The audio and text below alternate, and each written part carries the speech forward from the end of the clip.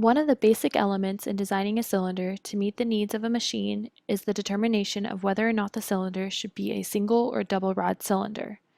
Each type has its own distinct advantages and disadvantages, and is an important step in the cylinder design. The most commonly used type of cylinder is a single rod cylinder. In this case, there is only one piston rod attached to the cylinder piston, and it extends out of the head end of the cylinder.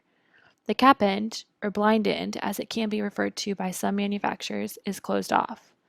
The most important consideration of a single rod cylinder is that the force the cylinder can exert changes depending on whether the cylinder is being retracted or extended. The extend force is calculated by finding the area of the bore and multiplying it by the operating pressure. The retract force is calculated by finding the area of the bore, subtracting the area of the rod, and then multiplying by the operating pressure. The other type of a cylinder is a double rod cylinder. In this case, there are piston rods attached to both sides of the piston and extend out both heads of the cylinder. Some of the advantages of a double rod cylinder is that work can be done on both sides of the cylinder and the force is equal in both extend and retract to the same operating pressure.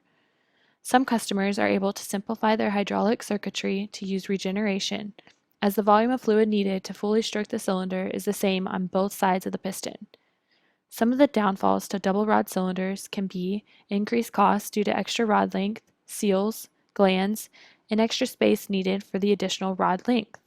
It also should be noted that some mounts are unavailable for a double rodded cylinder, such as clevis, pivot, and rear flange mount. It may seem like a simple decision early on in the cylinder design process, but choosing whether the cylinder will be a single or double rod will have lasting impacts on the cylinder as the design progresses.